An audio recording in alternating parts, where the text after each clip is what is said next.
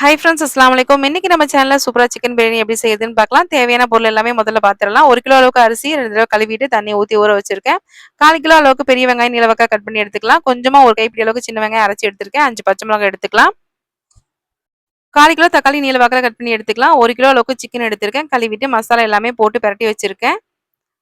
1/4 litre அளவுக்கு தயிர் எடுத்திருக்கேன். ரொம்ப புளிப்பு தயிர் இல்லாம நார்மலான தயிர் எடுத்துக்கலாம்.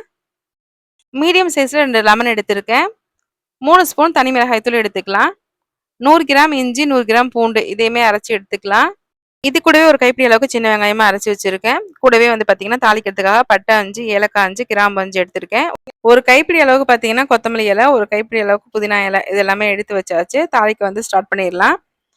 எப்பவுமே பிரியாணி செய்யும்போது பாத்தீங்கன்னா ஒரு அகலமான பாத்திரமா இருக்கணும், அடிகனமாவும் இருக்கணும். அப்பதான் அடி பிடிக்காம இருக்கும். நம்ம கிளறதுக்கும் பாத்தீங்கன்னா ஈஸியா இருக்கும். இப்போ நான் வச்சிருக்கிறது பாத்தீங்கன்னா 1 கிலோ அளவுக்கு கறியும் 1 கிலோ அளவுக்கு அரிசி வேகிற மாதிரி இருக்கும். எண்ணெய் வந்து காஞ்சிச்சு. 1/4 லிட்டர் அளவுக்கு பார்த்தீங்கன்னா ரீஃபண்ட் ஆயில் சேர்த்துருக்கேன். கூடவே நம்ம எடுத்து வச்சிருக்க பட்டை, ஏலக்காய், கிராம்பு இதை சேர்த்துட்டு அதுக்கப்புறம் நம்ம கட் பண்ணி வச்சிருக்க வெங்காயத்தையுமே சேர்த்துடலாம். பிரியாணிக்கு பார்த்தீங்கன்னா எல்லாமே ரெடி பண்ணி வச்சிட்டோம் அப்படின்னா 1 மணி நேரத்துல நமக்கு சூப்பராக 1 கிலோ சிக்கன் பிரியாணி வந்து ரெடி ஆயிரும். இப்போ நம்ம அரைச்சி வச்சிருக்க சின்ன வெங்காயத்தை அது கூட சேர்த்துடலாம். நம்ம சிக்கன் கூட பார்த்தீங்கன்னா உப்பு, மிளகாய்த்தூள், கரம் மசாலா இது எல்லாமே போட்டு தயிர் ஊற்றி பிரட்டி வச்சிருக்கேன். அதனால இப்போ வெங்காயத்துக்கு வதங்குற அளவுக்கு மட்டும் உப்பு நம்ம சேர்த்துக்கலாம்.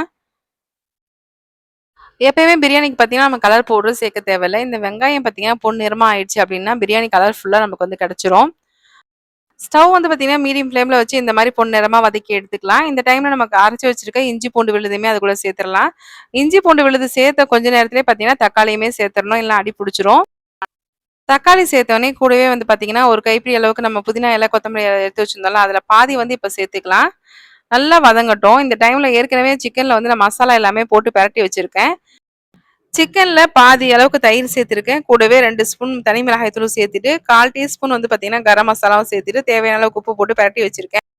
இப்போ 1 ஸ்பூன் தனி மிளகாய் தூள் சேர்த்துட்டு நல்லா இந்த பச்சை வாசனை போகிற அளவுக்கு நல்லா வதக்கிடலாம். நம்ம ஏற்கனவே பிரட்டி வச்சிருக்க சிக்கனையுமே இது கூட சேர்த்துடலாம். இந்த மசாலா கூட அந்த சிக்கன் எல்லாம் நல்லா மிக்ஸ் ஆகி வரட்டும். பாதி அளவுக்கு தயிர் எடுத்து வச்சிருக்கோம்ல அதையுமே இப்போ சேர்த்துட்டு இந்த சிக்கன் கூட எல்லாத்தையும் நல்லா ஒன்றா பிரட்டி மிக்ஸ் பண்ணிக்கலாம். இப்போ தயிருமே பார்த்தீங்கன்னா சேர்த்தாச்சு.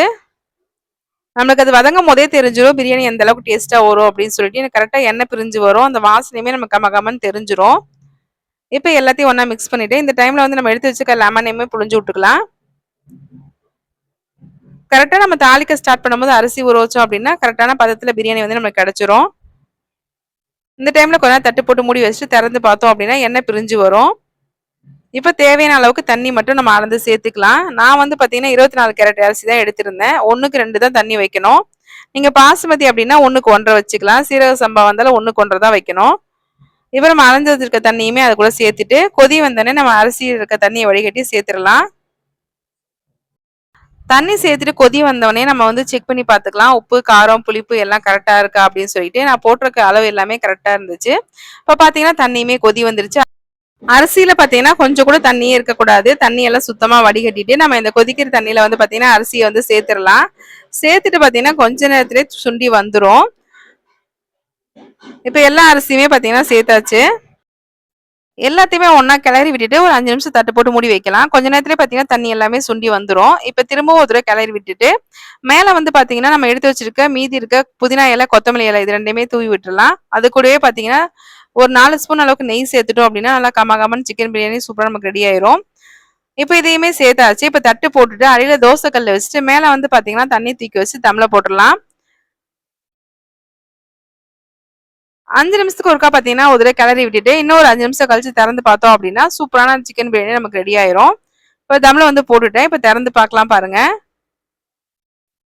லைட்டா பாத்தீங்கன்னா தண்ணி இருக்க மாதிரி இருக்கும். இப்போ ஒரு தடவை கிளறி விட்டுறலாம்.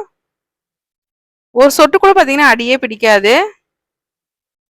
இப்போ கிளறி விட்டு திரும்ப மூடி வச்சுட்டு ஒரு 5 நிமிஷம் தம்ல போட்டுடலாம். கரெக்டா 10 நிமிஷம் தான். நான் இந்த வீடியோல சொன்ன அளவுகளோட நீங்க கண்டிப்பா சிக்கன் பிரியாணி செஞ்சு பாருங்க. ரொம்ப சூப்பரா பெர்ஃபெக்ட்டா வந்துரும் உங்களுக்கு.